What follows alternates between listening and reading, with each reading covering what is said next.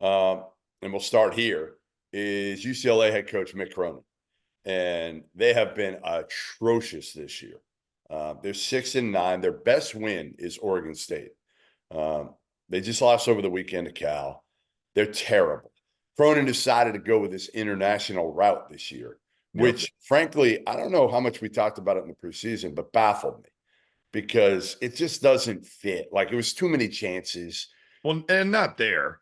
Right. Like Right. you think about who has gone to UCLA, and I understand that there's some, at least from what I've been told, there's NIL challenges there. Is that fair to say? Yes. Which is Yes. shocking. That's shocking.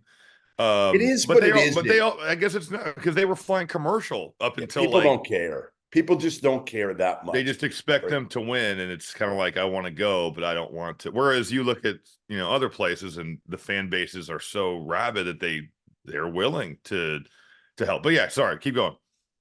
So Cronin has been typical Mick Cronin, which, I don't have a problem sometimes with him calling out his players and his fiery attitude. Like I think in a way that's a good thing, right? Holding guys accountable.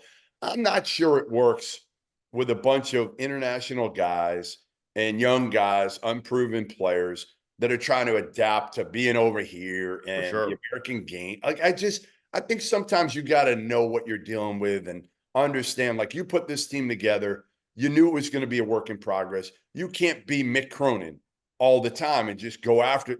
These guys aren't Jaime Jaquez and Tiger Campbell. You can't publicly call them out if they're not playing well. It's just not fair. So he's done that plenty here over the last few weeks as they suck, and they have sucked. One of their 6 wins came against Chaminade. They beat nobody. Um, he, after the loss the other day, he didn't come out for the post-game press conference. He sent Rob Palmer, his assistant, and Bill Plaschke of the LA Times destroyed him. Absolutely destroyed him in a column. And I think it was kind of deserved in some ways because here we've kissed Mick Cronin's ass for the last few years as he's done a really good job getting UCLA back on track, right? Got him first 4 to Final Four, and it didn't end there. They've been, competitive, in the top 25 for the most part, a fixture in the top 25 the last couple of years. He's done a really good job, and we've kissed his ass and said he's done a great job. Everybody has. Well, now you got to take the good with the bad, and here's the bad, and you got to face the music. And when asked about it, Rob Palmer said, "Well, Mick's still talking to his team." Well, he wasn't talking to his team. Trust me, he was probably throwing chairs around that room. You don't know that he was throwing chairs. No, but I remember in Vegas last year, they lost 2 games. Yeah, Okay. to Illinois and Virginia, right? Yes. And after the Yeah. second, which I think was Virginia, I believe, They lost to Illinois first, I believe. Talia and I were standing outside the locker room, and I literally heard huge bangs and then a bunch of words that, again, Talia's never heard me say. Yeah, And that's right. saying a lot, like this dude is at the highest level of, I don't give a shit what people really think of me. I'm going to say what I want to say. I'm going to act the way I want to act. And I'm going to be old school. I'm going to be old school, and hopefully that'll work.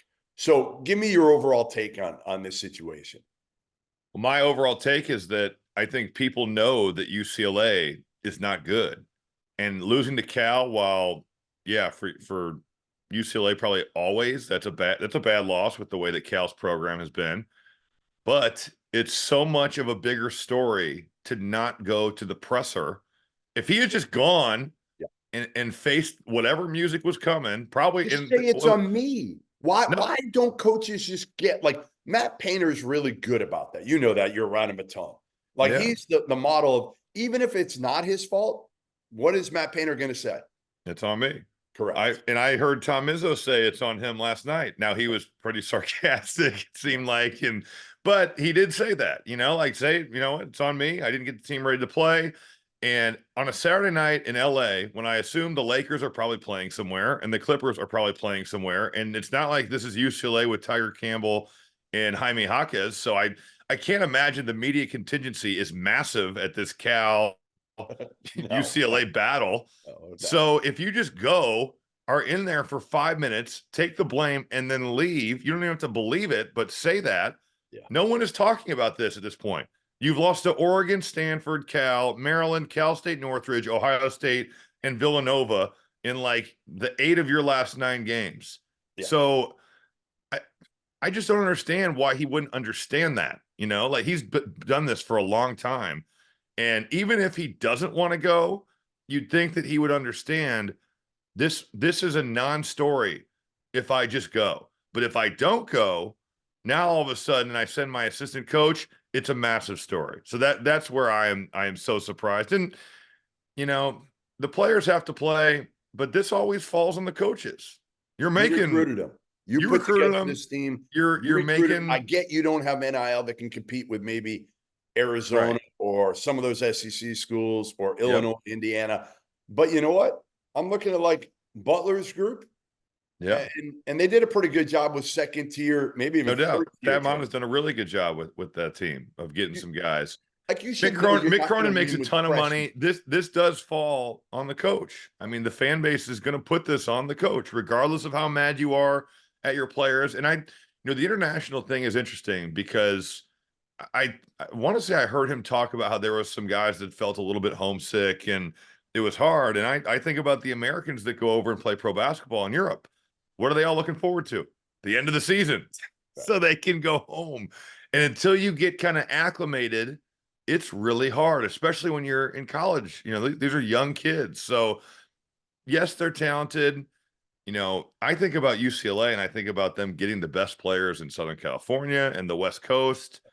I don't think about a bunch of European dudes, maybe one, but it's a different approach, and clearly it has not worked this year. It has been a disaster. But he's got to go to the press conference. You went when you were at the Final Four. That's right. You went when you were winning all the Pac-12 titles. Yep. You have to go when it flips and your team's not good.